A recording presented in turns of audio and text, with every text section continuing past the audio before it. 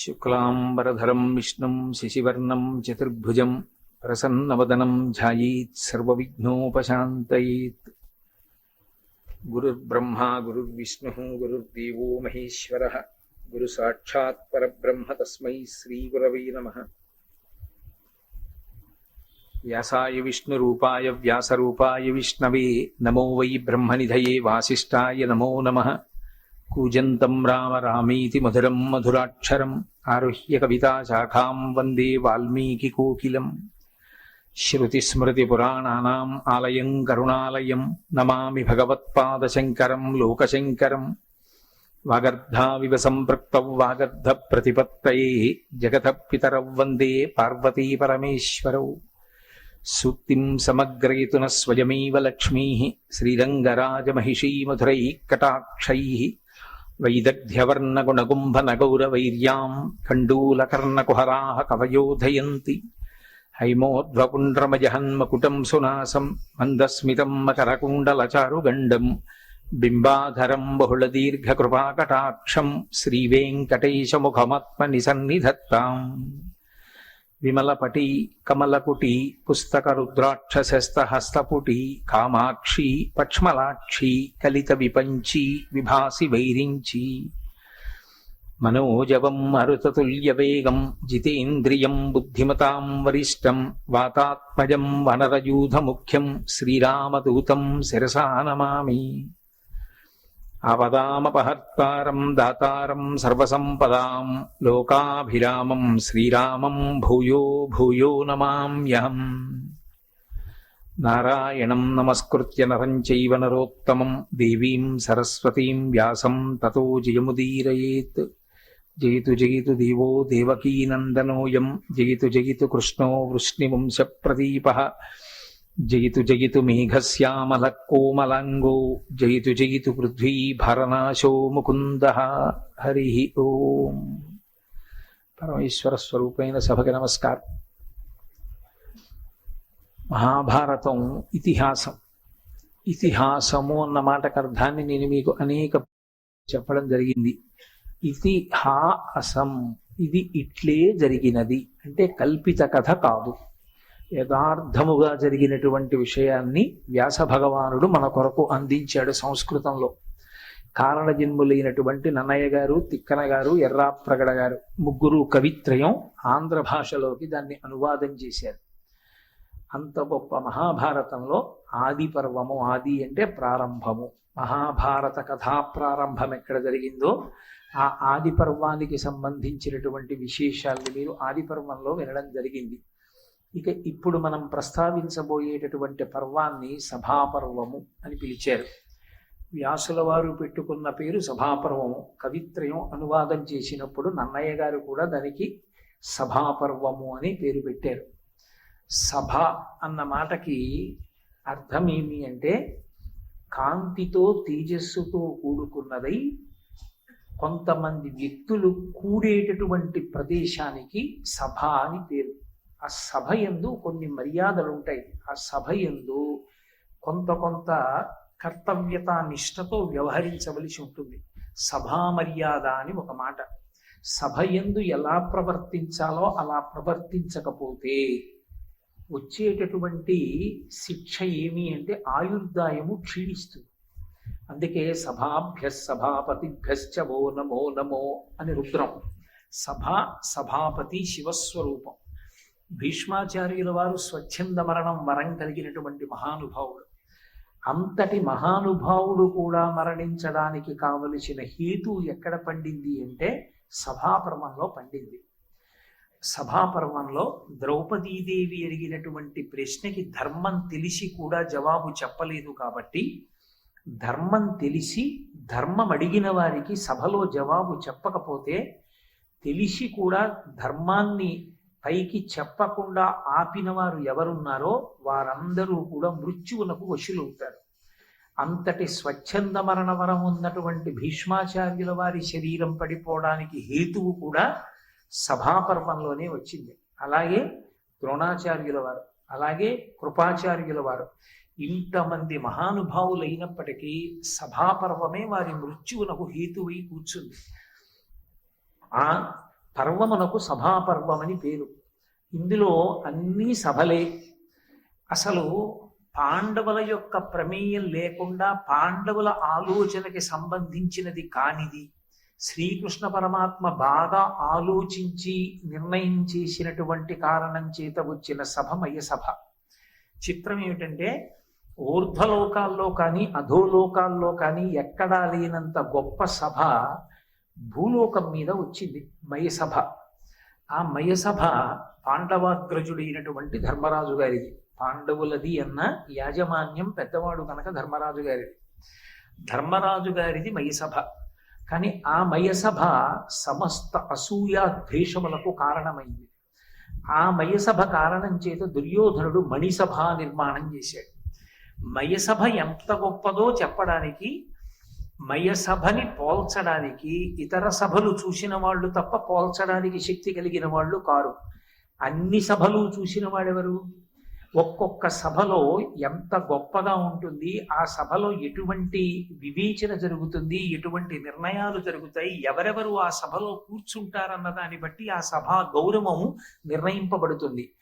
ఎక్కడెక్కడ ఏ సభ ఎలా ఉంటుందో, ఇంద్రసభ ఎలా ఉంటుందో, వరుణ సభ ఎలా ఉంటుందో, యమసభ ఎలా ఉంటుందో, బ్రహ్మసభ ఎలా ఉంటుందో, ఏ సభలో ఎవరు కూర్చుంటారో, ఒక్కొక్క సభలో కూర్చోడానికి ఏ పుణ్యాన్ని సంపాదించుకున్న వాళ్ళకి అర్హత కల్పింపబడుతుందో నారద మహర్షి చెప్పి, ఇన్ని సభల కన్నా భూలోకంలో నీదైన ఈ మయసభ గొప్పది అన్నారు. ఆ మయసభ దుర్యోధనుడి యొక్క అసూయకి కారణమైంది. ఆయన మణిసభని నిర్మాణం చేశాడు. ఆ మణిసభ యూత క్రీడకి ఆలవాలమైంది. అటు ధృతరాష్ట్రుని యొక్క పుత్రులు, ఇటు పాండురాజపుత్రులు అక్కడ జూదమాడారు. శకుని తన మాయాజూదంతో ధర్మరాజుని ఓడించాడు. ఓడించిన కారణం చేత వాళ్ళు ఐశ్వర్యాన్నంతటినీ కోల్పోయారు. శకుని చేత ప్రేరేపింపబడినటువంటి ధర్మరాజు చిట్ట చివరికి తన ధర్మపత్ని అయినటువంటి ద్రౌపదీదేవిని కూడా పందెంలో ఒడ్డి ఓడిపోయాడు. అప్పుడు ద్రౌపదీదేవి ఒక ప్రశ్న వేసింది వెళ్ళిన ప్రాతికామిని, నన్నోడి తన్నోడెనా, తన్నోడి నన్నోడెనా? ఇప్పటికీ ఆ ప్రశ్నకి జవాబు చెప్పబడినట్లుగా కనపడదు. అంత పెద్ద సభలో ఆవిడ వేసిన ఆ ప్రశ్నకి జవాబు చెప్పిన వాళ్ళు ఎవ్వరూ లేరు. చిట్ట చివరికి భీష్మాచార్యుల వారు కూడా నీ ప్రశ్నకి ధర్మరాజే జవాబు చెప్పగలడు అన్నారు. ధర్మరాజు కూడా చెప్పలేదు. అందుకే ఇప్పటికీ జవాబు చిక్కని ప్రశ్న అయితే నన్నోడి తన్నోడెనా, తన్నోడి నన్నోడెనా అంటుంటారు. కానీ ద్రౌపదీదేవి అడిగినటువంటి ఆ ప్రశ్న వెనక ఎంత ధర్మ సూక్ష్మమో దాగి ఉంది. చిట్ట చివరికి ద్రౌపదీదేవి యొక్క పాతివ్రత్య ప్రభావము చేతనే తిరిగి రాజ్యాన్ని సంపాదించుకున్నారు పాండవులు. ఇంటికి వెళ్ళిపోయారు. మళ్ళీ అనుద్యూతానికి ఆహ్వానింపబడ్డారు. మళ్ళీ అనుద్యూతానికి వెళ్ళారు. అక్కడ శకుని పందెం వేసేటటువంటి వాడు, దుర్యోధనుడు పందెం ఒడ్డేటటువంటి వాడు. 12 సంవత్సరముల అరణ్యవాసము, 1 సంవత్సరం అజ్ఞాతవాసము. ఎవరు ఓడిపోతే వాళ్ళు. అంగీకరించి ధర్మరాజు మళ్ళీ జూదం ఆడాడు. ఈసారి మళ్ళీ ఓడిపోయాడు. ఓడిపోయి అడవుల పాలై వెళ్ళిపోయాడు.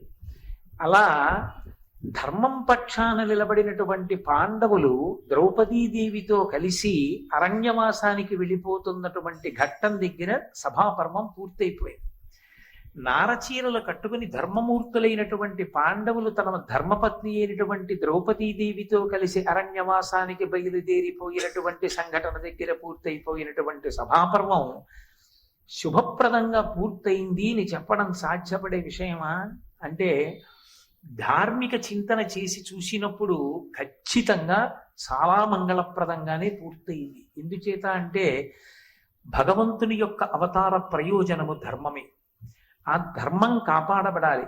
పాండవులు అరణ్యవాస అజ్ఞాతవాసములకు బయలుదేరి వెడితే తప్ప ధృతరాష్ట్రుని యొక్క సంతతి, దుర్యోధనుడి పలుపును నిలబడినటువంటి ఇతరమైనటువంటి క్రూరులు సంహరింపబడేటటువంటి అవకాశం కురుక్షేత్ర సంగ్రామం జరగదు. అందుకని ధర్మం నిలబడడానికి ప్రాతిపదిక ఏర్పడింది కాబట్టి శుభప్రదంగానే సభాపర్వం పూర్తయినట్టు లెక్క అన్నారు. ఇందులో ఎన్నో విశేషమైనటువంటి ధర్మ సూక్ష్మాలతో కూడుకున్నటువంటి పర్వం సభాపర్వం. ఒక చోట భీముడు ప్రతిజ్ఞ చేస్తాడు, నేను దుర్యోధనుడి తొడలు విరగ్గొట్టి ఆయన తల తన్నుతాను అంటాడు. అలా అనొచ్చా? ఒక మీమాంస. ధర్మరాజు గారి యొక్క ధర్మపత్ని, పాండవుల యొక్క ధర్మపత్ని అయినటువంటి ద్రౌపదీదేవిని సభలోకి ఈడ్చుకొచ్చి ఆమె బలువలు ఊడ్వడం ఎంత ప్రమాదకరమైనటువంటి స్థితికి వెళ్ళింది. అలా ఏర్పడడానికి అసలు దుర్యోధనుడికి అటువంటి ఆలోచన రావడానికి ఆయన పక్కన చేరిన వాళ్ళు ఎవరు ఆ మాటలు మాట్లాడిన వాళ్ళు? అది సమాజానికి తన జీవితాన్ని తాను పండించుకోవడానికి ఒక వ్యక్తికి ఎంత గొప్ప సందేశాన్ని అంతర్లీనంగా ప్రతిపాదన చేస్తుంది. అసలు ద్యూతం అనేటటువంటిది దోషభూయిష్టమైనదని తెలుసున్నటువంటి ధర్మరాజు గారు ఎందుకు ఆ ద్యూత క్రీడలో కూర్చున్నాడు? పందెం ఒడ్డుతున్నప్పుడు తాను ఓడిపోతున్నాను అని తెలిసినప్పుడు ఒక్కొక్కటి కోల్పోతున్నప్పుడు ఎక్కడో అక్కడ ఆగిపోకుండా తన భార్యని కూడా పణంగా పెట్టి ఓడిపోయే పర్యంతము ద్యూత క్రీడ ఎందుకు కొనసాగించాడు? మాయాజూతంలో గెలవడం శకుని యొక్క గొప్పతనం అయితే అది మాయాజూతం అని తెలిసి ధర్మరాజు ఎందుకు పాల్గొన్నట్టు? అప్పుడు ధర్మరాజు గారు ధర్మం పక్షాన నిలబడ్డాడు అని చెప్పడానికి కారణం ఎక్కడి నుంచి దొరుకుతుంది? అలాగే పోని ఒకసారి ఓడిపోయినటువంటి వాడు రెండవసారి అనుద్యూతానికి మళ్ళీ పిలిస్తే ఎందుకు బయలుదేరి వెళ్ళాలి? ఇది ధర్మరాజు బలహీనత అని చెప్పవలసి ఉంటుందా, లేదా ధర్మరాజు ధర్మం కోసమే నిలబడ్డాడు అని అన్వయం చెయ్యడానికి తగినటువంటి కారణములు దొరుకుతాయా? ఇన్ని రకములైనటువంటి ధర్మ సూక్ష్మముల యొక్క పరిశీలనముతో కూడుకున్నటువంటి పర్వము సభాపర్వము. అందుకే సభాపర్వం మనిషి యందు ధర్మాధర్మ వివక్షని బాగా ఏర్పాటు చేస్తుంది. అంత పరమోత్కృష్టమైనటువంటి సభాపర్వాన్ని వ్యాస భగవానుడు సంస్కృతంలో అందిస్తే మనకి నన్నయ్య గారు తెలుగు భాషకే గౌరవాన్ని తీసుకొచ్చి అత్యద్భుతమైన రీతిలో దానిని ఆంధ్రీకరించారు. ఈ సభాపర్వ ప్రారంభం చేస్తూ అక్కడ ధర్మరాజు గారితో కూడి ఉన్నాడు అర్జునుడు. ధర్మరాజుతో కూడి ఉన్నటువంటి అర్జునుడు, వారితో ఉన్నటువంటి కృష్ణ భగవానుడు ముగ్గురు కూర్చుని ఉన్నారు. ముగ్గురు కూర్చుని ఉండగా అక్కడికి మయుడనబడేటటువంటి దానవ శిల్పి వచ్చాడు. ఆయన తనకి అర్జునుడు చేసినటువంటి ఒక ఉపకారాన్ని జ్ఞాపకం చేస్తున్నాడు. అర్జునుడి వంక చూసి అన్నాడు, ఘనముగ ప్రాణము రక్షించిన ఉపకారికి ప్రియంబు చేయుదునన నేర్తునే, అయినను నీకు ప్రియం బనగా చేయంగ ఇష్టమైనది నాకు. ఎంత అందమైనటువంటి రీతిలో ఆవిష్కరించారో చూడండి ధర్మాన్ని. ఒకానొకప్పుడు మయుడికి అర్జునుడు ఒక మహోపకారం చేశాడు. ఏమిటా మహోపకారం? మీరు ఆదిపర్వంలో విన్నారు. ఖాండవ వనాన్ని దహించారు కృష్ణార్జునుడు ఇద్దరు. అగ్నిహోత్రుడికి వచ్చినటువంటి అజీర్ణ వ్యాధి పోవడానికి ఖాండవ వనాన్ని దహనం చేశారు. ఆ ఖాండవ వన దహన సమయమునందు తక్షకుని యొక్క ఇంట్లో ఉన్నాడు ఈ మయుడు. ఈయన ఆ అగ్నిహోత్రంలో చిక్కుకుని ఎటు వెళ్లాలో తెలియక తల్లడిల్లిపోతున్న సమయంలో కృష్ణ భగవానుడు ఆ ఇంటి దగ్గరికి వచ్చి తన సుదర్శన చక్ర ధారల చేత ఆయన కుట్టుక కత్తిరించడానికి సిద్ధపడ్డాడు. మయుడు జీవితేచ్ఛ చేత బ్రతకాలనేటటువంటి కోరికతో కృష్ణుడు ఎక్కడ తనని చంపేస్తాడో అనేటటువంటి భయంతో సుక్షత్రియుడైనటువంటి అర్జునుడి యొక్క పొంతన చేరాడు. ఆయన వెనక దాక్కుని అర్జునుడిని ప్రార్థన చేశాడు, ఎలాగైనా నువ్వు నన్ను కాపాడవలసింది అని. సుక్షత్రియుడైనటువంటి అర్జునుడికి ఒక నియమం ఉంది, ఎవరైనా సరే యుద్ధంలో శరణాగతి చేస్తే వాళ్ళని రక్షిస్తాడు ఆయన. అది క్షాత్ర ధర్మం. కాబట్టి ఇప్పుడు తనని ఆశ్రయించినటువంటి మయుణ్ణి రక్షించాలి. అర్జునుడు రక్షించాడు. అర్జునుడు రక్షించిన కారణం చేత మయుడు ప్రాణాలతో బయటపడ్డాడు. మయుడు దానవ శిల్పి. ఆయనకి అత్యద్భుతంగా శిల్పాలని నిర్మాణం చెయ్యగలిగినటువంటి చాతుర్యము వెన్నతో పెట్టిన విద్య. ఆయన కశ్యప ప్రజాపతికి ధనువు యందు జన్మించాడు, అందుచేత దానవుడు. ఆయన హేమ అనబడేటటువంటి ఒక అప్సరసని వివాహం ఆడాడు. దేవతలోకానికి కారణం చేత ఆ అప్సరసని భూలోకానికి పంపించారు. ఆమెని వివాహం చేసుకున్నటువంటి మయునికి ముగ్గురు సంతానం జన్మించారు. దుందుభి, మాయావి, మండోదరి.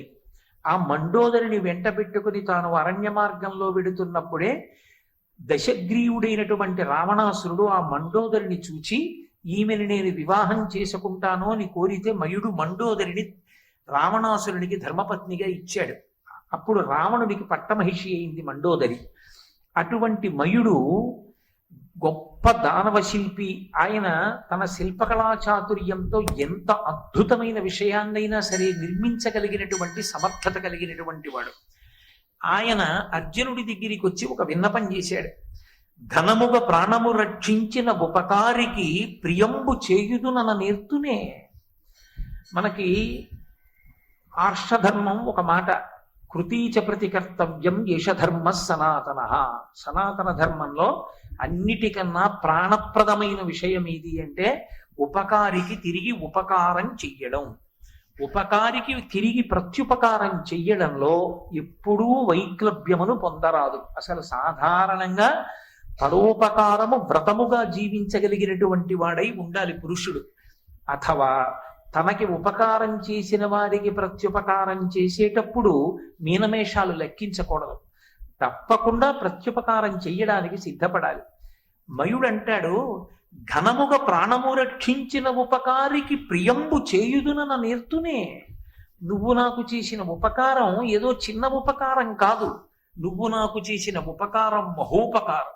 అసలు ఇవాళ నేను ఉన్నాను అంటే నీ అనుగ్రహం. నువ్వు నన్ను ఆనాడు రక్షించి ఉండకపోతే ఈ కృష్ణ భగవానుడి యొక్క చక్రము చేత నేను ఏనాడో సంహరింపబడి ఉండేవాణ్ణి. నువ్వు నన్ను రక్షించావు. అటువంటి నీకు ఏదో ప్రియం నేను చేస్తాను, నీకు ఉపకారం చేస్తాను అనడం సాధ్యమా? తత్తుల్యమైంది ఎవరు చేయలేరు. లోకంలో అన్నిటికన్నా గొప్పది ఇది అంటే ప్రాణమే. ప్రాణాలు ఉంటే కదా ఎవరికైనా ఏమైనా చేయడం. నేను ఉన్నాను భవతి అన్న మాట నిలబడాలి అంటే ప్రాణాలు నిలబడాలి. ఆ ప్రాణాలే నిలబెట్టిన వాడివి నువ్వు. నీకు నేను ఏం ప్రియం చెయ్యగలను? చెయ్యలేను. కాబట్టి నీ దగ్గరికి వచ్చి నిజానికి నీకు నేను ఏదైనా ఉపకారం చేస్తానన్న మాట వాడడం కూడా దోషభూయిష్టమే. అయినను నీకు ప్రియంబో అనగా చేయంగా ఇష్టమైనది నాకు. మరి నేను ఏమనాలప్పుడు? ఏమనాలో నాకు తెలియట్లేదు. అందుకని అనగా ఓ పాపము లేనివాడా, నీతో నేను ఒక్క మాట మనవి చేస్తున్నాను. నీకు ఏదైనా ప్రియం చెయ్యాలని నాకు అనిపిస్తోంది కాబట్టి నేను ఆ ప్రియం చేస్తానన్నాడు. ఇక్కడ మీరు ఒక్క విషయాన్ని గమనించాలి.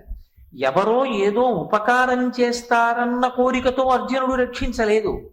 అర్జునుడు తన ధర్మాన్ని తాను నిర్వర్తించాడు.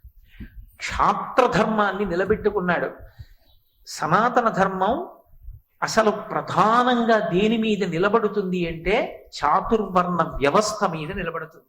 వేదమంతా కూడా చాతుర్వర్ణ వ్యవస్థని ఆధారం చేసుకుని ధర్మ నిర్ణయం చేసింది. కాబట్టి సుక్షత్రియుడైనటువంటి అర్జునుడు శరణాగతి చేసినటువంటి వాడు ఎంత గొప్ప శత్రువైనా సరే రక్షించి తీరాలి. ఆయన తన ధర్మాన్ని తాను నిలబెట్టుకోవడానికి రక్షించాడు తప్ప ప్రత్యుపకారము కోరి చేసిన వాడు కాదు. అది పాపబుద్ధి. అనగా నువ్వు పాపము లేనివాడివి. నువ్వు అలా నన్ను రక్షించలేదు. నన్ను రక్షిస్తే నీకేదో నీ చేసి పెడతానన్న కోరిక నీకేం లేదు. అయినా నీకు ప్రత్యుపకారం చెయ్యకుండా ఉండలేక చేస్తానని నేను అంటున్నాను. కాబట్టి నువ్వు ఏదైనా ఉపకారాన్ని కోరు, ఏమడుగుతావో అడుగు, నేను చేస్తాను అన్నాడు. అర్జునుడు ఒక్క క్షణం ఆగాడు. ఆయన ఏమీ కోరలేదు. నువ్వు నాకు ఇది చేసి పెట్టు అని అనలేదు. వచ్చినటువంటి వాడు వచ్చినటువంటి వాని యొక్క ఆర్తిని బట్టి అడగవలసి ఉంటుంది తప్ప ఏదో వచ్చినటువంటి వాడి యొక్క సమర్థతని ఆర్తిని దృష్టిలో పెట్టుకోకుండా చాలా చిన్న విషయాన్ని మీరు అడిగారనుకోండి, అది అవతల వారికి అవమానంగా ఉంటుంది. మళ్ళీ రెండో మాట రెట్టించాలి. అదేంటంటే బొత్తిగా అంత అన్యాయంగా అడిగారు, అలా కాదు, మీరు నా సమర్థతని దృష్టిలో పెట్టుకుని అడగండి అనాలి. అప్పుడు యువతల వారికి అహంకారం ఆపాదింపబడుతుంది. అందుకని అర్జునుడిది కోరుకున్నది కాదు, ఈ ప్రత్యుపకారం ఆయన ఏం కోరుకోలేదు. కాబట్టి ఆయన కృష్ణ భగవానుడి వంక చూశాడు. ఇది జీవితంలో ఉండవలసినటువంటి లక్షణం. అది కష్టం కానివ్వండి, సుఖం కానివ్వండి, కలిసొచ్చింది కానివ్వండి, పోయింది కానివ్వండి, ఏ క్షణంలోనైనా సరే భగవంతుని యొక్క స్మరణము మరుగున పడకూడదు. అసలు యథార్థమునకు ఒక మనిషి చనిపోయాడు అన్న మాట ఎప్పుడు అంటే, ఏ ఒక్క రోజు భగవంతుని యొక్క స్మరణము లేదు, భగవంతుడు విస్మరణమునకు గురి అయిపోయాడు, ఆయన జ్ఞాపకానికి రాలేదు, ఆ రోజు వాడు మరణించినట్టు. భగవంతుడు సర్వకాలముల యందు జ్ఞాపకంలో ఉండాలి. అది కలిసి వచ్చిందా కలిసి రాలేదా అన్నది కాదు. నాకు ఏది యోగ్యమో దాన్ని పరమేశ్వరుడు నిర్ణయం చేస్తాడనేటటువంటి బుద్ధి ఉన్ననాడు పొంగుకి కుంగుకి తావుండదు. నేను ఇప్పుడు భారతం చెప్తే అభ్యున్నతిని పొందుతానని భగవానుడు నిర్ణయం చేశాడు. అందుకు నువ్వురే భారతం చెప్పరా అన్నాడు. నేనా భారతం చెప్పేవాడిని, నేను చెప్పగలనా భారతం అనుకున్నాను అనుకోండి, నాకేం ఇబ్బంది ఉండదు. నేను భారతం చెప్పానని కానీ, నేను భారతం చెప్తున్నానని కానీ, భారతం చెప్పడానికి నాది సంకల్పం అని కానీ నేను అనుకుంటే అందులో వచ్చేటటువంటి వైక్లభ్యానికి ఉత్థాన పతనాలకి మళ్ళీ నేనే బాధపడవలసి ఉంటుంది. నేను పరమేశ్వరుడి చేతి ఉపకరణంగా నిలబడిపోయినంత కాలం నాకేం పొంగు కుంగుకు అవకాశం ఉండదు. హాయిగా మనస్సు ప్రశాంతంగా ఉంటుంది. అర్జునుడు కృష్ణుడి వంక తిరిగాడు. తిరిగి అన్నాడు, ఏదైనా ఒక అపూర్వమైన విషయాన్ని ఈ మయుడి దగ్గర మనం పుచ్చుకోవలసింది ఏది ఉంటుందో మీరు ఆలోచన చేసి నిర్ణయం చెయ్యండి అన్నాడు. అది అపూర్వమైనదయ్యి ఉండాలి. ఎందుకని? ఆయన యొక్క శిల్పకళా చాతుర్యం అటువంటిది. ఆయన అటువంటి నిర్మాణములు చెయ్యగలడు. కాబట్టి అటువంటి నిర్మాణం ఏదైనా చేసి ఇమ్మనండి అన్నాడు. ఇక్కడ మీరు ఒక్క విషయం జాగ్రత్తగా గమనించాలి. అసలు మయుడికి ప్రాణభిక్ష పెట్టిన వారెవరు? అర్జునుడు. ప్రాణభిక్ష పెట్టినటువంటి వాడు అర్జునుడైతే ఆ అర్జునుణ్ణి ఏదైనా కోరుకోమని అడిగితే తాను కోరుకోకుండా కృష్ణుడికి అప్పచెప్పాడు. తనకి ఏది ఉంటే బాగుంటుందో అది మయుణ్ణి అడగమని. ఇప్పుడు మయుణ్ణి అడిగినప్పుడు కృష్ణుడు ఏది అడగాలి? అర్జునుడికి ఏది ఉపయుక్తమో అది అడగాలి. ప్రత్యుపకార బుద్ధి అంటే. కానీ లోకంలో ధర్మం అని ఒక మాట ఉంది కదా. నేను మా అబ్బాయి మా ఇంట్లో ఉన్నాం అనుకోండి, మా ఇంటికి వచ్చి మా అబ్బాయి పేరు మీద మీరు శుభలేఖ ఇచ్చారనుకోండి, నా పెద్దరికం ఏమైపోయినట్టు? నా పేరు మీద కదూ శుభలేఖ ఇవ్వాలి. నా కొడుకుతోనే మీకు పరిచయం ఉన్నా, నా కొడుకుకే మీరు స్నేహితులైనా, మీరిచ్చిన శుభలేఖ మాత్రం నా పేరు మీద ఉండాలి. అది నాకు గౌరవం కాదు, నా కొడుక్కి గౌరవం. వాడు ఆ శుభలేఖని తాను తీసేసుకున్నాడు అనుకోండి, అది నాకు అగౌరవం ఏం లేదు. నా గౌరవము నా అగౌరవము నా యొక్క సంస్కృతి చేత నిర్ణయింపబడతాయి, నా శీలం చేత నిర్ణయింపబడతాయి. నా కొడుకు గౌరవం పోతుంది. తండ్రి పేరు వ్రాయబడని శుభలేఖ తాను పుచ్చుకున్నాడు, అది మర్యాద కాదు. పుచ్చుకుని కలం తీసి సున్నా చుట్టి మా నాన్నగారి పేరు వ్రాయండి అని ఇచ్చాడు అనుకోండి, వాడి గౌరవం నిలబడింది. కృష్ణుడు అర్జునుడి కోసం కోరాలా, ధర్మరాజు గారి కోసం కోరాలా? పాండవుల 5 ఒక చేతి 5 వేళ్ళు, వాళ్ళ ఐకమత్యత అటువంటిది. వాళ్ళు ఎప్పుడు విడివిడిగా ఏమీ కోరుకోలేదు. రాజ్యం అంతటికి ధర్మరాజు ప్రభువు. ధర్మరాజు గారి కీర్తి వైభవం ప్రకాశించేది కోరుకుంటే అర్జునుడు సంతోషిస్తాడు తప్ప, ధర్మరాజుకి కానిది అర్జునునకైనది అని కృష్ణుడు అడిగాడు అనుకోండి, అది ధర్మానికి నిలబడుతుందా? నిలబడదు. ఇలా తల తిప్పి చూసి అడగమన్నప్పుడు అడిగేయడం కాదు, అడగడంలో ధర్మం పాటించడం గొప్ప. అడుగడుగున ధర్మమే నిలబెడుతుంది. అందుకే శ్రీరామాయణము, భారతము, భాగవతము ఈ 3 కూడా మన జాతికి ప్రాణప్రదములు. ఈ 3టిని బాగా చదువుకుంటుంటే, ఈ 3టిని జ్ఞాపకం తెచ్చుకుంటుంటే, ఈ 3టిని వింటూ ఉంటే ధర్మము మనసులో స్మరణకొస్తూ ఉంటుంది. ధర్మము ఎంతగా స్మరణకొస్తే మీరు బాగా జ్ఞాపకం పెట్టుకోండి. నేను చెప్తున్న మాట, భగవంతుని చేతి పనిముట్టుగా మీరు ఇమిడిపోతారు. ఎక్కడ ధర్మం ఉన్నదో ఆ వస్తువునే ఆయన పనిముట్టుగా స్వీకరించి వ్యవస్థని దిద్దుకుంటాడు. ఈశ్వరుడు ధర్మాన్ని నిలబెట్టడం అంటే ఎవరు ధర్మాత్ములయ్యున్నారో వారిని ఆదరిస్తాడు, వాళ్ళనే తన చేతి పనిముట్టుగా తీసుకుంటాడు. తీసుకుని వాళ్ళని ఆదర్శంగా పెట్టి సమాజాన్నంతటినీ సంస్కరిస్తాడు. భగవంతుడి చేతి పనిముట్టుగా మారడం, భగవంతుని యొక్క అనుగ్రహానికి పాత్రులు కావడం కన్నా రక్షణ వేరొకటి ఉంటుంది ఆ లోకంలో, ఇంకేం ఉండదు. కాబట్టి ధర్మమే రక్షణ. ధర్మాన్ని విడిచిపెట్టుకోవడము అంటే భగవంతుడికి దూరం అయిపోవడం. భగవంతుడికి దూరం అయిపోవడము అంటే అన్ని రక్షణలకి దూరం అయిపోవడం. ధర్మాన్ని పట్టుకోవడము అంటే భగవంతుని చేతి పనిముట్టుగా నిలబడడం. భగవంతుని అనుగ్రహం చేత సర్వకాలములయందు సర్వదేశములయందు రక్షింపబడుతుండడం. ధర్మమే ప్రమాణము. అందుకే కృష్ణుడు అన్నాడు మయునితో, కురుపతికిన్ యుధిష్ఠిరునకున్ సకల క్షితిపాల సేవ్య సుస్థిర విభవాభిరామునకతి ప్రమదంబుగా రత్నరాజి సుందరమగుదాని నొక్క సభధాత్రి కపూర్వముగాను నర్చి చిచ్చెర గొనిరమ్ము నీదైన శిల్ప కళా కుశలత్వమేర్పడం అన్నాడు. నువ్వు అద్భుతమైన విషయాన్ని దేన్నైనా ఇస్తానంటున్నావుగా, కురుపతికిన్ యుధిష్ఠిరునకున్, అది ధర్మం అంటే. నువ్వు ఎవరికి ఇవ్వాలో తెలుసా బహుమానం? యుధిష్ఠిరునకి ఇవ్వాలి. ఎవరు యుధిష్ఠిరుడంటే? ధర్మరాజు. కురుపతి అయినటువంటి ధర్మరాజుకి ఇవ్వాలి. ఎవరైనా సకల క్షితిపాల సేవ్య సుస్థిర విభవాభిరామునకతి ప్రమదంబుగా, ఈ భూమండలంలో ఉండేటటువంటి సమస్త రాజుల చేత కీర్తింపబడి కప్పాలు కట్టించుకోగలిగినటువంటి సార్వభౌమ పదవి యందు నిలబడినటువంటి ధర్మరాజు గారికి. అలా నిలబడి ఉన్నాడు ఆ ధర్మరాజు? లేడు. దుర్యోధనుడు అర్ధరాజ్యం ఏలుతున్నాడు, ధర్మరాజు గారు అర్ధరాజ్యం ఏలుతున్నాడు. అర్ధరాజ్యం ఏలుతున్నటువంటి ధర్మరాజు సకల క్షితిపతి కాడు. కాని వాణ్ణి కృష్ణుడు అలా అనొచ్చా? అనడం దోషభూయిష్టం కాదా? అబద్ధం కాదా? మీరు ఒక్క విషయం గుర్తుపెట్టుకోవాలి. యోగి నోటి వెంట వచ్చింది నిజమవుతుంది. యోగి నిజం మాట్లాడడం కాదు. యోగి నిజం మాట్లాడా అబద్ధం మాట్లాడా కాదు. యోగి నోటి వెంట ఏది వచ్చిందో అది నిజం అవుతుంది. అంటే ఈ సభని అడ్డుపెట్టి చాలాసేపు ఆలోచించి కదూ అడిగాడు కృష్ణుడు సభని. ఈ సభని అడ్డుపెట్టి ఆయన ఆశీర్వచనం చేస్తున్నాడు. ఈ సభలోనే రాజసూయాగం జరుగుతుంది. ఈ భూమండలంలో ఉన్నటువంటి సమస్త రాజరాజన్యుల చేత నీరాజనములు అందుకుంటాడు ధర్మరాజు. సార్వభౌముడవుతాడు. అది ఆయన నోటి వాక్కు. అది ఆయన నోటి వాక్యే ఆశీర్వచనం. భగవంతుని యొక్క సంకల్పమే మనకు శ్రీరామ రక్ష. అందుకే మన చిన్నతనంలో పిల్లల్ని పడుకోబెట్టి నీళ్లు పోసినప్పుడు చిట్ట చివర ఓసారి నీళ్లు తిప్పి శ్రీరామ రక్ష అంటుండేవారు. రామచంద్ర ప్రభు యొక్క రక్ష రక్ష. మన రక్ష ఏమి రక్ష? మనం రక్షించగలమా? పరమేశ్వరుడు రక్షిస్తూ ఉండాలి నిరంతరం.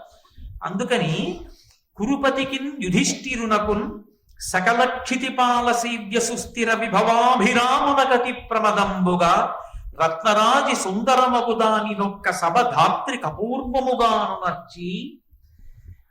నువ్వు నిర్మించి ఇవ్వవలసినటువంటి సభ సామాన్యమైనటువంటి సభ కాకూడదు.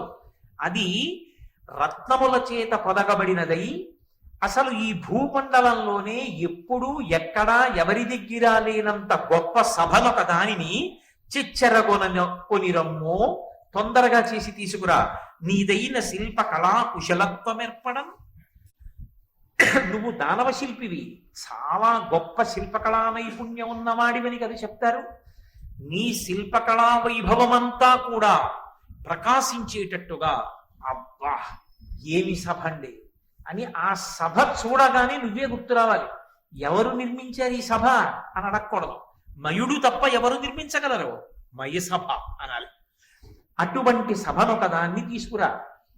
ఆ సభ ఇతపూర్వం కానీ ఇప్పుడు కానీ వచ్చే కాలంలో కానీ వేరొకరికి చెందినది కానీ వేరొకరికి అటువంటిది ఉన్నది కానీ కారాదు. అంత గొప్పదవ్వాలి. అంత గొప్ప సభను ఒక దానిని నిర్మించి తీసుకురా. అమ్మ బాబోయ్ చాలా పెద్ద కోరిక కోరారు అనలేదు. పొంగిపోయాడు మయుడు. పొంగిపోయి ఆయన అన్నాడు, ఈ మనుజేంద్రుడు ఇంద్ర ధనుజేంద్రుల కంటే మహావిలాస సౌఖ్యముల పెద్ద ఇద్ధరణి కావున ఈతని పెర్మికింతగన్ ఇమ్మి ఉనర్చదన్ సభమణి ప్రభనొప్పగా దేవతా విమానమ్ములిట్టివే అని జనమ్ములు దానిని మెచ్చి చూడగన్. ఆయన అన్నాడు, తప్పకుండా నిర్మిస్తాను సభ. ఎటువంటి సభను నిర్మిస్తానో తెలుసా? ఈ మనుజేంద్రుడు ఇంద్ర ధనుజేంద్రుల కంటే మహావిలాస సౌఖ్యముల పెద్ద ఇద్ధరణి కావున ఈ భూమండలంలో ఈ మనుజేంద్రుడు మనుష్యులకందరికీ కూడా ఇంద్రుడు, అంటే సమస్త మానవాళికి ప్రభు అయినటువంటి ధర్మరాజు పైన ఉన్నటువంటి స్వర్గలోకాధిపతి అయినటువంటి ఇంద్రుడి కన్నా పాతాళ లోకాన్ని ఏలుతున్నటువంటి దానవ చక్రవర్తి అయినటువంటి బలి చక్రవర్తి కన్నా ఈతడే గొప్పవాడు. కాబట్టి ఇతడే ఇటువంటి సభని అనుభవించడానికి, ఇటువంటి సభని తనదిగా పొంది ఉండడానికి అర్హత ఉన్నవాడని సమస్త ప్రపంచం కొనియాడేటట్టుగా నేను అటువంటి సభను నిర్మించి తీసుకొచ్చి ధర్మరాజుకి ఇస్తాను. ఇక్కడ నిర్మిస్తానంట లేదు, సభా ప్రాంగణాన్ని నిర్మించడం అంటే ఇక్కడ నిర్మించాలి, అంటే ఇక్కడ సభని నిర్మాణం చేయండి అంటే ఇక్కడ కట్టాలి. అలా అంట లేదు మయుడు. కొనితెమ్ము చెచ్చరం అన్నాడు కృష్ణుడు, ఎక్కడో కట్టి ఇక్కడికి పట్టుకురా అన్నాడు. అసలు అదో విచిత్రం. ఆయన అంటున్నాడు, నేను తెచ్చేది ఎటువంటిదై ఉంటుందో తెలుసా? చేస్తున్నాం కానీ వాళ్ళు దానికి అర్హులా, ఈ సభని కాపాడుకోగలరా అని నాకు అనుమానం లేదు. ఇతను మనుజేంద్రుడు. ఎందుచేత ఆ మాట వచ్చింది మయుని నోటి వెంట అంటే, ఒకానొకప్పుడు ఇంద్రుడికి రాజ్యం పోతే ఉపేంద్రుడై, ఇంద్రుడికి తమ్ముడై, వామనమూర్తి అయి బలిచక్రవర్తి దగ్గర రాజ్యాన్ని తీసుకుని మళ్ళీ ఇంద్రుడికి రాజ్యం ఇచ్చినటువంటి వాడు శ్రీ మహావిష్ణువే. అదే శ్రీ మహావిష్ణువు ఆ బలిచక్రవర్తి దగ్గర రాజ్యాన్నంతటినీ తీసుకుని ఇంద్రుడికి ఇచ్చేసినప్పుడు వరుణపాశముల చేత బలిచక్రవర్తిని కట్టేస్తే బలిచక్రవర్తి నిరాధారుడై సభలో నిలబడిపోతే ఆయన భార్య వింధ్యావళి వచ్చి ఏడిచి, నువ్వు కోరుకున్నదంతా 3 అడుగుల నేలగా ధారపోసేశాడే నా భర్త, ఎందుకు ఇలా బంధించావు వరుణపాశములతో అని అడిగితే, నేను బంధించలేదమ్మా, ఎవ్వని కరుణింప నిశ్చయించితివాని అఖిల విత్తంబునే అపహరింతు అన్నాడు. ఎవరిని రక్షించాలనుకుంటానో వాళ్ళ సమస్త విత్తాన్ని తీసుకుని పరీక్ష చేస్తాను. బలిచక్రవర్తిని నేను అనుగ్రహిస్తున్నాను. ఇతను పాతాళ లోకానికి ప్రభువు అవుతాడు. దిక్పాలకుల యొక్క ఆజ్ఞ ఇతనికి వర్తించదు. ఇతనిని నా శంఖచక్రములు సర్వదా కాపాడుతుంటాయి, నా శంఖచక్రములను ఇతనికి కాపలాగా ఉంచుతున్నానన్నాడు. ఒకనాడు బలిచక్రవర్తికి రాజ్యం ఇచ్చినవాడు శ్రీ మహావిష్ణువే, ఒకనాడు ఇంద్రుడికి రాజ్యం ఇచ్చినవాడు శ్రీ మహావిష్ణువే. ఇవాళ ధర్మరాజు గారిని సార్వభౌముణ్ణి చేసేవాడు శ్రీ మహావిష్ణువే. ఇంద్రుడికి రాజ్యం ఇచ్చిన నాడు రాజ్యం ఒక్కటే ఇచ్చాడు, బలిచక్రవర్తికి రాజ్యం ఇచ్చిన నాడు రాజ్యం ఒక్కటే ఇచ్చాడు. ధర్మరాజుకి రాజ్యం ఇప్పించడానికి కురుక్షేత్ర సంగ్రామంలో అర్జునుడి రథం మీద సారథిగా కూర్చుని కొన్ని కోట్ల మంది ప్రతివీరులందరూ తెగటారిపోయేటట్టుగా చేసి ధర్మానికి ఆలమాలము పాండవులు కనుక పాండవ పక్షపాతి శ్రీకృష్ణ భగవానుడు అయ్యాడన్న కీర్తి సుస్థిరంగా కట్టపెట్టి పాండవుల యొక్క కథ, వాళ్ళ ధర్మం ఈ భూమండలంలో నరులందరూ చదువుకుని యుగాలు మారిపోయినా అనుష్ఠించేటట్టుగా వాళ్ళ కీర్తిని ప్రకాశింపచేయడానికి నడుం కట్టినటువంటి శ్రీ మహావిష్ణువు యొక్క స్వరూపమైన కృష్ణ పరమాత్మ యొక్క అనుగ్రహాన్ని పరిపూర్ణంగా పొందినటువంటి ధర్మరాజు కన్నా గొప్పవాడా ఆ ధనుజేంద్రుడైన బలిచక్రవర్తి గాని, స్వర్గాధిపతి అయినటువంటి ఇంద్రుడు గాని కాదు. కాబట్టి నీ పరిపూర్ణ కటాక్ష వీక్షణములకు పాత్రులైనటువంటి వాళ్ళు వీళ్ళు. కృష్ణుని యొక్క అనుగ్రహము ఎంత ప్రకాశవంతంగా, ఎంత ప్రస్ఫుటంగా, ఎంత పరిపూర్ణంగా పాండవుల యందు ప్రసరించిందో మయుని యొక్క బుద్ధికి ఎక్కడో ఒక్క చోట తళుక్కున తోచక తోచింది ఈశ్వరానుగ్రహంగా. అందుచేత నోటి వెంట ఆ మాట వచ్చేసింది. ఈ మనుజేంద్రుడు ఇంద్రధనుజేంద్రుల కంటే మహావిలాస సౌఖ్యముల పెద్ద ఈ ధరణి కావున ఈతని పెర్మికిందగన్ ఎమ్మి నొనచ్చదన్ సభమణి ప్రభనొప్పగా దేవతా విమానమ్ములిట్టివేయని జనమ్ములు దానిని మెచ్చి చూడగన్.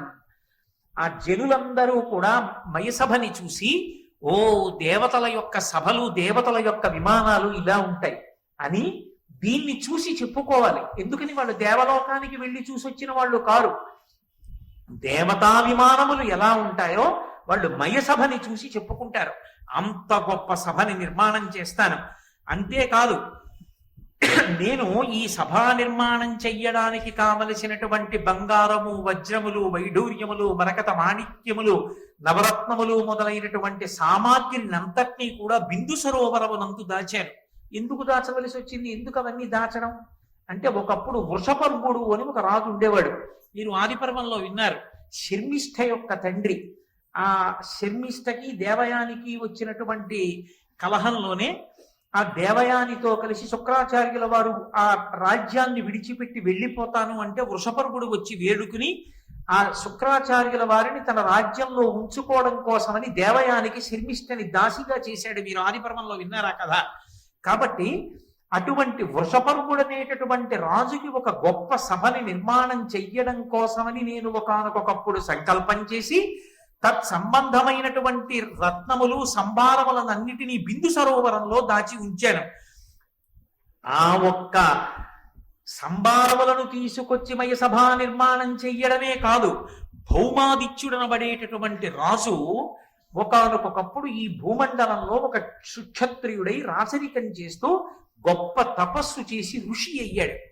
ఆ ఋషి మండలాన్ని చేరినటువంటి ఆ భౌమాదిత్యుడనేటటువంటి రాజు నాకు ఒక శంఖాన్ని ఒక గదని ఇచ్చాడు.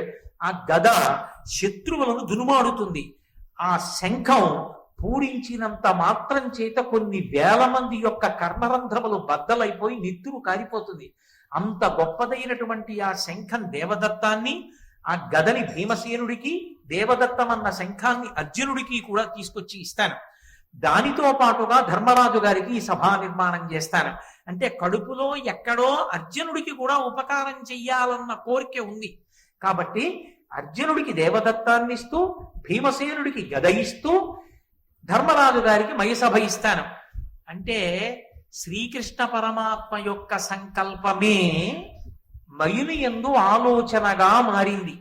ఈశ్వరానుగ్రహం అనేటటువంటిది ఒక్కసారి బయటికి రావాలి, కానీ పరమేశ్వరుడు వీడికి కావలసినటువంటి పదార్థములు సమకూడాలి అని కోరుకోవాలి. కానీ అవి ఎప్పటికి ఎందుకు పనికొస్తాయో మనకి తెలియదు. పరమేశ్వరుడు మాత్రం వాటిని ఇప్పుడే చేకూరుస్తాడు. అర్జునుడికి దేవదత్తాన్ని ఇప్పిస్తున్నాడు, భీమసేనుడికి బ్రహ్మాండమైనటువంటి గదని ఇప్పిస్తున్నాడు. ఎదర రాబోయేటటువంటి ఆ కాలంలో భీమసేనుడు ప్రతిజ్ఞ చేస్తాడు, నా గదాదండంతో దుర్యోధనుడి యొక్క తొడలు విరగొడతాను అని. ఎక్కడ ధర్మ వ్యతిరేకులైనటువంటి వారు పడిపోయేటట్టుగా ధర్మమునందు నిలబడినటువంటి వారు ప్రవర్తించవలసి ఉంటుందో వారికి కావలసిన ఉపకరణములను పరమేశ్వరుడు చేకూర్చడానికి ఎవరి ద్వారా సంభారములు అందారో వారి యందు సంకల్పాన్ని ప్రచోదనం చేస్తాడు. అది ఈశ్వరుని యొక్క అనుగ్రహము అన్నమాట అర్థం. ఆయన అనుగ్రహం ఒక్కటి ఉంటే నీకు అది ఎప్పుడు పనికొస్తుందో తెలియదు. ఇప్పటికి నీకు ఇది ఎందుకు అనిపించవచ్చు, కానీ ఒకప్పటికి అది నీకు చాలా అవసరం కావచ్చు. ఎవరో తెచ్చి ఏదో పుస్తకం నీకు ఇవ్వచ్చు, ఎందుకు నాకు ఇప్పుడు ఈ పుస్తకం అని ఓ చోట పెట్టచ్చు. కానీ ఒకనాడు నీకు ఆ పుస్తకం అత్యంత అమూల్యము కావచ్చు. ఆ పుస్తకమే నీ జీవితం కావచ్చు. ఆ పుస్తకమే నీ జీవితాన్ని మలుపు తిప్పచ్చు. నీ జీవితం ఒకప్పుడు మలుపు తిరగడానికి కావలసినటువంటి పుస్తకాన్ని పరమాత్మ నీకు ఎప్పుడు అందించాలో అప్పుడు ఎవరి చేత సంకల్పం చేయించాలో వాళ్ళ చేత చేయించి తెచ్చి నీకు ఇప్పిస్తాడు. నీ జీవితం మలుపు తిరగడానికి ఒక పుస్తకం నీకు ఎవరి ద్వారానో అందించిన ఈశ్వరుని యొక్క అనుగ్రహ బలంలాగే ధర్మాన్ని నిలబెట్టడానికి అత్యంత శ్రద్ధాళువులై నిలబడవలసినటువంటి భీమార్జనులకు కావలసినటువంటి యుద్ధ పరికరాల్ని మయుని ద్వారా కృష్ణ పరమాత్మ అందిస్తున్నారు అని ఆయన ఆ బిందు సరోవరం యొక్క గొప్పతనాన్ని అంటారు. ఆ బిందు సరోవరంలోనే ఒకప్పుడు భగీరథుడు గంగావతరణం చేయించాడు. పరమశివుడు ఆ బిందు సరోవరం దగ్గరే నడుం మీద 2 చేతులు వేసుకు నిలబడితే గంగమ్మ ఆకాశం నుంచి ఆయన యొక్క శిరస్సుకి తాకి కింద పడింది. భవంగపతి తంతోజం పవిత్రమితి స్పృశు అని పరమశివుని శరీరానికి తాకి కింద పడింది. కాబట్టి గంగ పతిత పావని అయి అంత పరమ ప్రఖ్యాతి వహించింది. అక్కడే సృష్టి కాలమనందు తరువాతి కాలమనందు బ్రహ్మగారు, పరమశివుడు, ఇతర దేవతాగణములన్నీ కూడా అనేకమైనటువంటి యజ్ఞ యాగాది క్రతువులన్నిటినీ కూడా చేశారు. అలాగే అక్కడే అనేకమైనటువంటి దేవతల యొక్క శాలలు నిర్మింపబడి ఉంటాయి. అంత పరమ పవిత్రమైన ప్రదేశము కనుక ఇంత పవిత్రమైనటువంటి సామాగ్రిని అక్కడ దాచి ఉంచాను. కాబట్టి నేను ఇప్పుడు అక్కడికి వెళ్ళి అక్కడ సభని నిర్మాణం చేస్తాను. నిర్మాణం అక్కడ చేస్తాను, సభని ఇక్కడికి తీసుకొస్తాను. నిర్మాణం అయిపోయిన సభ ఇక్కడికి వస్తుంది, సామాగ్రి తెచ్చి ఇక్కడ సభ కట్టడం కాదు. కాబట్టి నేను బయలుదేరుతాను. ఈ సంకల్పాన్ని చేసి మయునికి తన యొక్క హృదయాన్ని ఆవిష్కరించి కాబోవు కాలంలో రాబోవు కాలంలో ఏది జరగాలో భూత భవిష్యత్ వర్తమాన కాలములు పరిపూర్ణముగా తెలిసిన్నటువంటి పరమేశ్వరుడు కనుక కృష్ణ భగవానుడు ఏమీ తెలియని వాళ్ళ ద్వారకా నగరానికి వెళ్ళిపోయాడు. సభా నిర్మాణానికి పూనుకున్నటువంటి మయుడు హిమాలయ పర్వతాలకి చేరుకుని కైలాస పర్వతానికి ఉత్తరాన మైనాక పర్వతం ఉంటే ఆ మైనాక పర్వతానికి ఉన్నటువంటి హిరణ్య శృంగానికి చేరుకున్నాడు. బంగారు శిఖరానికి చేరుకుని అక్కడ ఉన్నటువంటి బిందు సరోవర ప్రాంతానికి చేరి సభా నిర్మాణం ప్రారంభం చేస్తూ పూజ చేశాడు. ఇది ఆర్షధర్మం అంటే. భారతము ఇతిహాసము, భారతము పంచమ వేదము. ఎప్పుడు ఎక్కడ మనం ఏం చెయ్యాలో ఎలా చెయ్యాలో మనకి సమస్తాన్ని నేర్పుతుంది. ఏదైనా ఒక కట్టడాన్ని నిర్మాణం చేస్తున్నారు అంటే ఆ కట్టడానికి ఒక ప్రయోజనం ఉంటుంది. ఒక ఇల్లు మీరు కట్టుకున్నారనుకోండి, ఆ ఇంటికి ఉండవలసిన ప్రధాన లక్షణం ఏమి అంటే తామర తంతు, తామర తంపర ఎలా కొనసాగుతుందో అలా వంశము వృద్ధిలోకి వెళ్ళాలి. అక్కడ ఉన్నటువంటి సింహాసనం ఏది ఉందో, యజమాని పూజ చేసినటువంటి సింహాసనానికి పూజ చెయ్యడానికి ఆ గోత్రంలో వాళ్ళు లేక ఆ సింహాసనాన్ని పట్టుకెళ్ళి నీటిలో విడిచిపెట్టేయడమో, ఆ సింహాసనం ఇంకొక గోత్రం వాళ్ళ దగ్గరికి వెళ్ళిపోవడమో జరగవలసినటువంటి దుస్థితి ఏర్పడకుండా, కొడుకులు లేరనేటటువంటి బెంగ లేకుండా ఆ వంశం ఆచంద్రతారార్కం కొనసాగింపబడాలి అంటే ఆ ఇంటికి ప్రారంభంలో పూజ చేసి ఇల్లు కట్టాలి. ఒక ఇల్లు దేనికి అంటే సింహాసనాన్ని అక్కడ అర్చన చేస్తాం. ఒక ఇంటి గొప్పతనం అంతా ఎక్కడుంటుంది అంటే అక్కడ సింహాసనం ఉంది. ఆ యజమాని ఆ సింహాసనం నుంచి వస్తున్నటువంటి పరిపాలన చేత రక్షింపబడుతూ ఉంటాడు. నేను ఇల్లు కట్టుకుని గృహప్రవేశం చేస్తే నేను చేస్తానా, నా సింహాసనం పెడుతుందా? ముందు సింహాసనం చేత్తో పట్టుకుని గృహప్రవేశం చేస్తాను. ఇంట్లో కుర్చీలు ఎన్నో ఉండొచ్చు, సింహాసనం మాత్రం ఒక్కటే ఉంటుంది. సింహాసనమునందు పరమేశ్వరుడు కూర్చుంటాడు. ఆయన పరిపాలకుడు. ఆయన నా యోగక్షేమాలని విచారణ చేస్తూ ఉంటాడు. నేను ఎక్కడ ఉన్నా, ఏ ప్రదేశంలో ఉన్నా ఆయన నన్ను సర్వకాలముల యందు కాపాడుతూ ఉంటాడు. ఆ సింహాసనము చేత నేను పరిపాలింపబడుతూ ఉంటాను. దేశంలో ఎక్కడో పౌరులున్నా రాజధాని ఎందున్నటువంటి సింహాసనం మీద కూర్చున్నటువంటి ప్రభువు చేత వాళ్ళు ఎలా పరిపాలింపబడుతూ ఉంటారో, ఇంట్లో ఉన్నటువంటి సింహాసనం చేత మనం పరిపాలింపబడుతుంటాం. ఒక గృహస్థుకి ఉండే కోరిక ఉంటుంది. ఒక గృహస్థు కోరికనే ప్రధానమైన కోరిక ఏది అంటే వంశం వర్ధిల్లాలి. ధర్మ ప్రజాపత్యర్థం. వివాహం చేసుకునేటప్పుడు సంకల్పం ధార్మికమైన సంతానము కలగాలి అని చేసుకుంటారు. గృహస్థాశ్రమము అంటే ధర్మపత్నితో కలిసి తానున్న చోటు. దానికి ప్రధానమైన ప్రయోజనం ఏది అంటే సంతాన భాగ్యం, విశేషించి వంశాభివృద్ధి, పుత్ర సంతానం కలగాలి. ఆ పుత్ర సంతానం కలగడానికి సింహాసనాన్ని అర్చన చేయబడేటటువంటి ఒక ఇల్లు కట్టే ముందు ఆ ఇల్లు నాతో కాదు, నేను తండ్రినై సంతోషించాలి, నేను తాతనై సంతోషించాలి. ఈశ్వరుడు అనుగ్రహిస్తే ముత్తాతని కావచ్చు. ఒకవేళ నేను ముత్తాతని కాలేకపోయినా నేను తాతనై సంతోషించి శరీరాన్ని విడిచిపెట్టేయాలి తప్ప తాత కాకుండా విడిచిపెట్టకూడదు. పుత్రం పౌత్రం సమాసాద్య వానప్రస్థాశ్రమేమ సేత్. దీర్ఘాయుర్దాయం అంటే మనవణ్ణి చూడాలి. కాబట్టి నేను చెప్పట్లేదు, వ్యాస భగవానుడు అంతటి వాడు చెప్పాడు. వ్యాసుడి కన్నా చెప్పగలిగిన వాడు, వ్యాసుడి కన్నా చెప్పగలిగిన వాడన్నవాడు ఇక లోకంలో లేడుగా. చెప్తే వ్యాసుడే చెప్పాలి. వ్యాసోచ్ఛిష్టం జగత్సర్వం. ఈ వ్యాసుని యొక్క ఉచ్ఛిష్టము ఈ ప్రపంచంలో ఉన్న వాంగ్మయం అంతా. కాబట్టి అటువంటి వ్యాస భగవానుడు చెప్పాడు, ఇల్లు కడుతున్నావు, నీ వంశము ఆచంద్రతారార్కం నిలబడాలి. నీ కొడుకు వాడు మనవల్ని చూడాలి, నీ మనవడు వాడు మనవల్ని ముని మనవల్ని చూడాలి. అంటే ఆ ఇంటి సింహాసనం, ఆ ఇల్లు అంతమంది పిల్లల ఓదార్పుకి, అంతమంది పిల్లల ఏడుపుకి, అంతమంది పిల్లల వృద్ధికి, అంతమంది పిల్లల యొక్క వైభవానికి కారణం కావాలి ఆ ఇల్లు. అందుకని ఇల్లు కట్టే ముందు పూజ చేసి ఇల్లు కట్టాలి తప్ప ఏ పూజ లేకుండా ఇల్లు ప్రారంభం చేయకూడదు. ఒక సభామంటపాన్ని నిర్మాణం చేస్తున్నావు, ఆ సభ పెద్దలైనటువంటి వారు ఎందరో వచ్చి కూర్చుంటారు. ఒక్కొక్క చోట చేయబడిన నిర్ణయం సమస్తమైనటువంటి భూమండలాన్ని కూడా కదుపుతుంది. ఒక్కొక్క సభలో చేసిన నిర్ణయం కొన్ని కోట్ల మందిని ప్రభావితుల్ని చేస్తుంది. ఒక్కొక్క సభలో చెప్పిన విషయం కొన్ని వేల మందిని సంస్కారవంతులుగా తీర్చిదిద్దుతుంది. ఒక్కొక్క సభ భగవంతుని యొక్క అనుగ్రహానికి మారుపేరుగా మారిపోతుంది. మహాభారత ప్రవచనానికి సంబంధించినంత వరకు పెద్దలు ఒక మాట చెప్తారు. పీఠాధిపత్యం వహించేటటువంటి పెద్దలు ఏదైనా ఒక దేవాలయ ప్రాంగణానికి వెడితే 2 ప్రశ్నలు అడుగుతారు. ఇక్కడ భారతం చెప్పారా అని అడుగుతారు. ఇక్కడ భారతం చెప్పారండి అంటే ఆ దేవాలయానికి ఒక స్థాయి. కనీసం ఒక్క పర్వం మహాభారత ప్రవచనం ఇక్కడ జరిగిందండి అన్నారనుకోండి, ఆ దేవాలయానికి ఒక ప్రత్యేకమైన స్థాయిగా తీసుకుంటారు.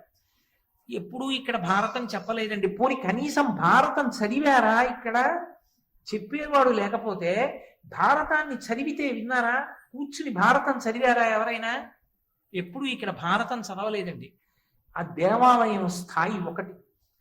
భారతం చదివినా భారతం చెప్పబడినా ఆ దేవాలయం యొక్క స్థాయి వేరొకటి.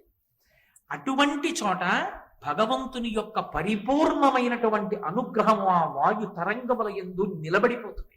అందుకే అటువంటి ఆలయ ప్రాంగణంలో ప్రవేశించి కూర్చుని కోరిక కోరుకున్న ఈశ్వరుడికి ఒక నమస్కారం చేసినా వెంటనే కోరికలు తీరుతాయి. కారణం ఏమంటే భారత ప్రవచనం జరుగుతున్నప్పుడు ప్రవచనం ఎంత గొప్పదో వింటున్న వాళ్ళ మనస్సులన్నీ రంజిల్లుతున్నప్పుడు ఈ భావ ప్రకంపనల చేత పరమేశ్వరుని యొక్క తేజస్సు ఉద్దీపింపబడుతుంది.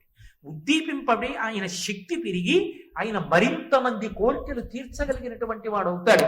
కాబట్టి దేవాలయమునకు ఆ స్థాయి ఉందా? సభ అంత గొప్పదవుతుందా? ఆ సభ ఎన్నో విశేషాలకి కారణం అవుతుందా? ఇన్నిటికి కారణం అవ్వాలంటే ఏదో భౌతికమైనటువంటి అందం కాదు, ఆ సభ అంత గొప్పదవ్వాలి. అలా కోరుకున్నాడు కాబట్టే, అటువంటి పూజ చేసి మొదలు పెట్టాడు కాబట్టే ఆ సభా మంటపంలో శ్రీకృష్ణ భగవానుడికి అగ్ర పూజ జరిగింది. ఇంకంతకన్నా ఏం కావాలి మయసభకు అదృష్టం?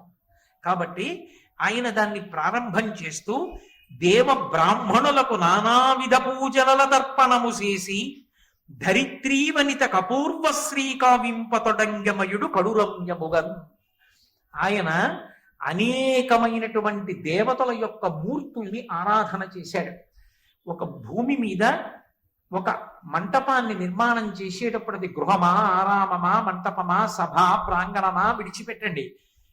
అది ప్రకాశవంతము కావడానికి, ఫలవంతము కావడానికి ఏ ఏ దేవతల యొక్క అనుగ్రహాన్ని సాధించుకోవడానికి మీరు పూజ చెయ్యవలసి ఉంటుందో అటువంటి దేవతలందరినీ పూజ చేశారా?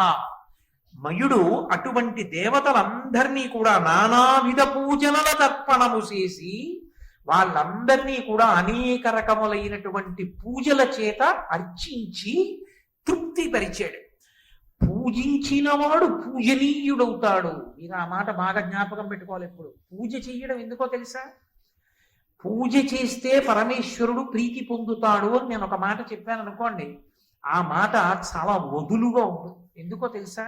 పూజ చేయడం అంటే ఓ వస్త్రద్వయం ఇచ్చి, అర్ఘ్యం ఇచ్చి, పాదోదకం ఇచ్చి, కాస్త పటికి బెల్లం నైవేద్యం పెట్టి 2 పుష్పాలు కాళ్ళ మీద వేసి 4 స్తోత్రాలు చదివితే ఈశ్వరుడు మీ పట్ల ప్రసన్నుడవుతాడు అని నేను చెప్పాను అనుకోండి. అప్పుడు పూజ చేస్తే ఈశ్వరుడు ప్రసన్నుడవుతాడు అని నేను చెప్పిన ఉత్తర ఈశ్వరుడు అయ్యాడు. అవునా కాదా? అప్పుడు ఈశ్వరుడు పొగిడితే లొంగేవాడైతే పూజ చేసిన వాడికి ఈశ్వరుడు లొంగిపోతాడు అన్న నా మాట అర్థరహితమైనది. అందుకని నన్నయ్య గారు పద్యాన్ని అంత అందంగా ఇస్తున్నారు. పూజ చేసిన వాడు పూజనీయుడవుతాడు. ఎందుచేత పూజనీయుడవుతాడు అంటే పూజ పరమేశ్వరుడు పొంగిపోవాలని కాదు చేస్తున్నది. ఈశ్వర, నా యందు ఏ తేజస్సును చూసి లోకమంతా నన్ను గౌరవిస్తోందో, ఏ తేజస్సును చూసి లోకమంతా నాకు నమస్కారం చేస్తోందో ఆ తేజస్సు సహజముగా నాది కాదు. నా ఉపాధిలో నువ్వు ఆ తేజస్సుని ప్రకాశింపచేశావు. ప్రకాశింపచేసిన వాడివి నువ్వు. ఆ ప్రకాశింపచేసిన తేజస్సు నిలబెట్టుకోవడానికి కావలసినటువంటి అర్హత నా యందు నిలబెట్టు. ఆ అర్హత పోతే నువ్వు తీసేస్తావు ఆ తేజస్సు. ఆ అర్హత నా యందు ఉంచు అని ప్రార్థన చెయ్యడం పూజ. ఎవరు అలా అడిగారో వాడు అర్హతని నిలబెట్టుకుంటానని కోరుకుంటున్నాడు కనుక ఈశ్వరుడు అనుగ్రహాన్ని ద్విగుణీకృతం చేస్తాడు. వాడు పూజనీయుడవుతాడు లోకం చేత. నువ్వు పూజ దేనికి అంటే నువ్వు పూజనీయుడవు కావడానికి. అంతేకాని పూజ చెయ్యడం ఎందుకు అంటే పరమేశ్వరుడు నువ్వు పూజ చేస్తే చాలా ప్రీతి పొందేస్తాడని అనుకోకూడదు. అప్పుడు అసలు ఆ ఆలోచనలోనే ఒక దోషం ఉంటుంది. ఎందుకు పూజ చేస్తున్నావు అంటే పూజ చేసి పూజనీయుడు అవుతావు. మీకు నేను ఒక ఉదాహరణ చెప్పాలంటే, నాకెవరో ఒకరు ఉపకారం చేశారు. ఎందుకండి మీరు అంత ఉపకారం చేశారు దీనికి అని అడిగారు అనుకోండి, ఏం చెప్పమంటారు? ఒకనొకప్పుడు మహానుభావుడు నాకు ఎంత ఉపకారం చేశారో తెలుసా? నేను చాలా ముఖ్యమైన వివాహానికి వెళ్ళాలి, దానికి వెళ్ళకపోతే నా మర్యాద పోతుంది. నేనా రాత్రంతా మంచులో జనరల్ కంపార్ట్మెంట్లో కూర్చోలేను, ఆరోగ్యం అనుమతించదు. మహానుభావుడు ఎవరో తనకి తెలిసిన వాళ్ళతోటి తత్కాల్లో టికెట్ తెచ్చిపెట్టారు. నేను లైన్లో నించోలేను, ఏమీ లేదు. ఆయన పుణ్యమాని మర్యాద నిలబడింది నాది. ఆయనకి చేయకపోతే ఎలాంటి ప్రత్యుపకారం అన్నాను అనుకోండి నేను మీతో, మీరేమనుకుంటారు నా గురించి? అరే ఓ తత్కాల టికెట్ తెచ్చి ఇచ్చాడని ఎంత జ్ఞాపకం పెట్టుకుని మళ్ళీ ప్రత్యుపకారం చేసి పొంగిపోతున్నాడు ఆయన. ఈయన నిజంగా ఉపకారానికి పాత్రుడురా, ఎంత కృతజ్ఞత ఉన్నవాడరా అని మీరు అనుకుంటారా అనుకోరా? అంటే ఇప్పుడు నేను అవతల వారిని పూజించి చులకనయ్యానా? అవతల వారిని పూజించి నేను పూజనీయుడనయ్యానా? లౌకికంగా ఒక చిన్న ఉపకారం చేతనే నేను పూజనీయుణ్ణైతే పరమేశ్వర పూజ చేత ఎంత పూజనీయుణ్ణవుతాను? పూజనీయత కీర్తి పొందుట అంటే సద్గుణములతో ధర్మమునందు నిలబడుట, ధర్మమునందు నిలబడితే ఈశ్వరానుగ్రహములకు పాత్రుడవుట. ఇంకేం కావాలంతకన్నా?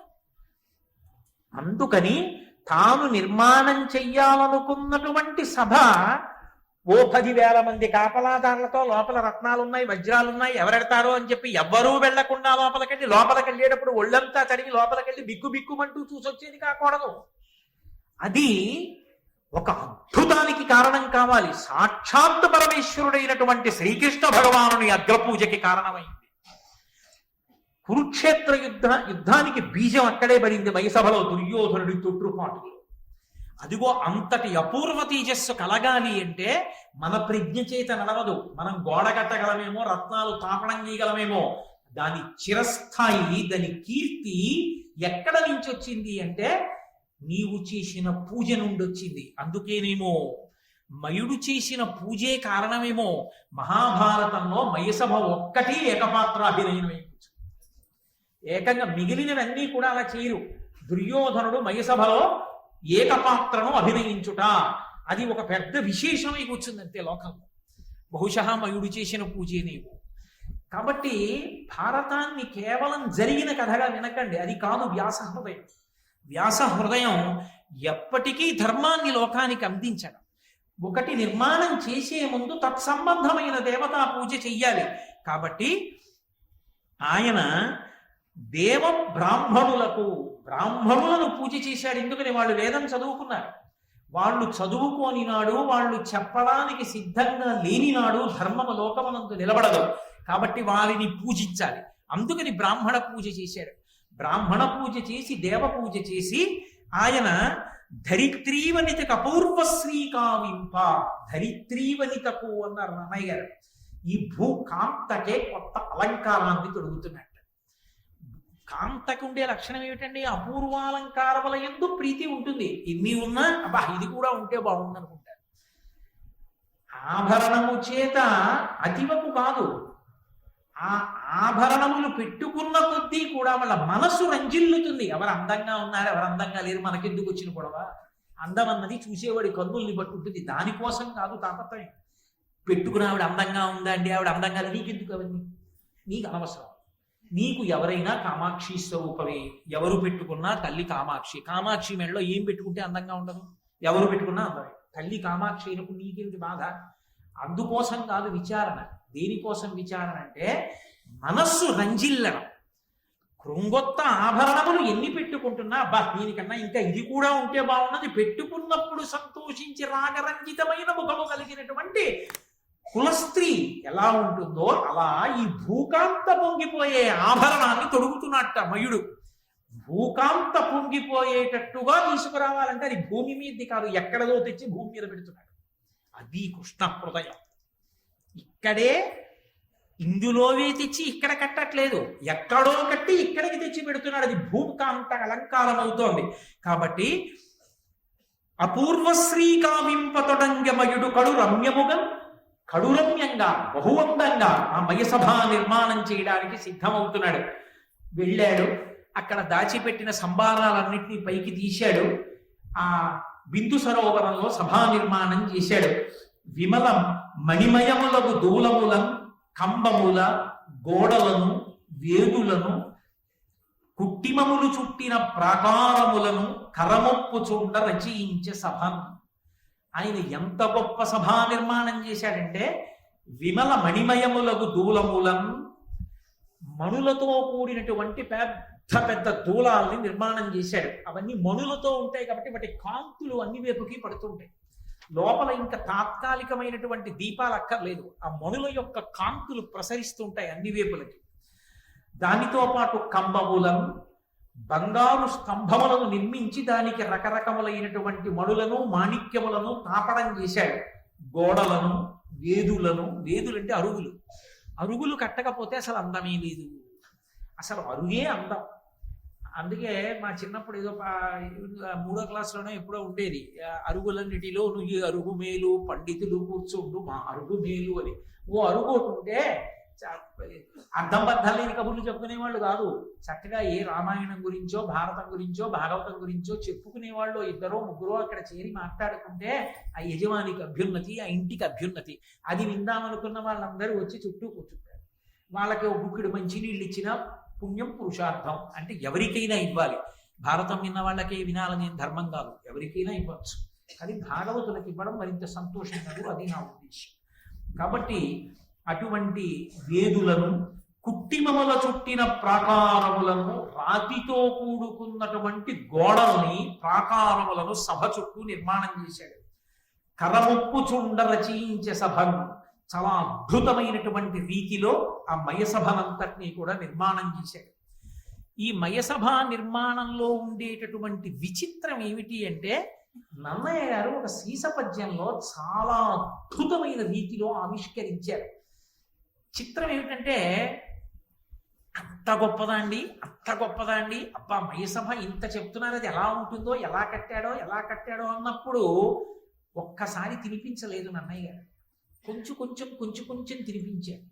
ఇక్కడ కొంత చెప్పారు. దుర్యోధనుడు మైసభలో విహారం చేస్తున్నప్పుడు కొంత చెప్పారు. అప్పుడు ఎక్కడ ఆ సందర్భాన్ని బట్టి మయసభా సౌందర్యాన్ని మనం అనుభవించడానికి బాగా అవకాశం దొరుకుతుందో అలా మనకి ఆయన వర్ణించి చూపించారు. సురుచిల హరినీల కిరణ జలంబుల పద్మరాగారుణ పద్మములను రాజిత రాజీవ రాజహంసావళి నిర్మల సవర్ణ కూర్మములను కమనీయ వైఢూర్య కుముదంబులను వజ్రమీన మౌక్తిక నవ ఫేనములను మరకత శైవలోత్కరముల విలసిల్లగొలనని సన్మణి స్థలము చూచి పలుగురాల కుడ్యముల రుచులు కప్పిన జలములున్న ఎడల వెలయ చూచి అననుపస్థలంబుల నిజనులెరుగకయుండునట్లుగా మయుండు చేసే. ఆయన సభా నిర్మాణం చేసినప్పుడు అందులో ఉన్నవి లేనట్లు, లేనివి ఉన్నట్టు కనపడేటట్టుగా నిర్మాణం చేశాడు. ఎలా నిర్మాణం చేశాడు అని అనుమానం వస్తుందేమోనని నన్నయ్య గారు చెప్తున్నారు. సురుచిర హరినీల కిరణ జలంపుల పద్మరాగారుణ పద్మములను ఆయన ఇంద్రనీలమణుల్ని తీసుకొచ్చి ఒక సరోవర నిర్మాణం చేశాడు. అంటే ఆ ఇంద్రనీలమణుల్ని తాపడం చేశాడు గోడలోకి. ఆ ఇంద్రనీలమణులలోంచి కిరణములు బయటికి వస్తుంటాయి, కాంతులు వస్తుంటాయి.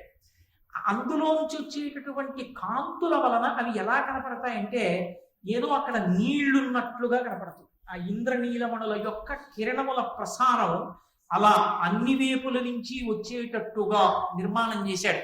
తెనాలి దగ్గర ఒక శివాలయం ఉంది. ఆ శివాలయంలో ఒక విచిత్రమైనటువంటి లక్షణం. ఏమిటి ఆ లక్షణం అంటే, శివలింగం దగ్గర దీపం అక్కర్లేదు, చీకటిగా ఉంటుంది గర్భగృహం.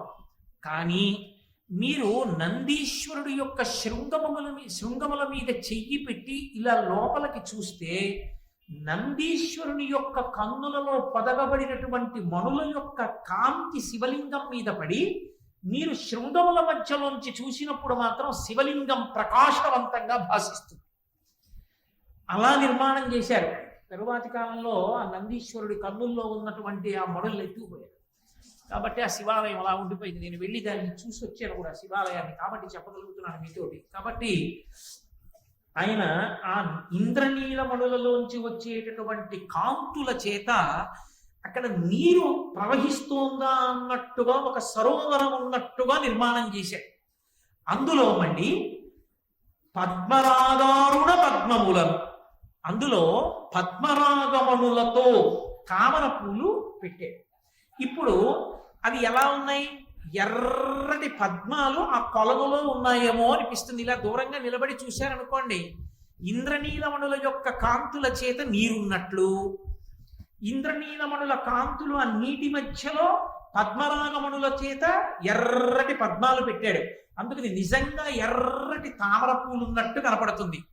దానితో పాటుగా రాజత రాజీవ రాజహంసావళి నిర్మల సవర్ణ కూర్మములు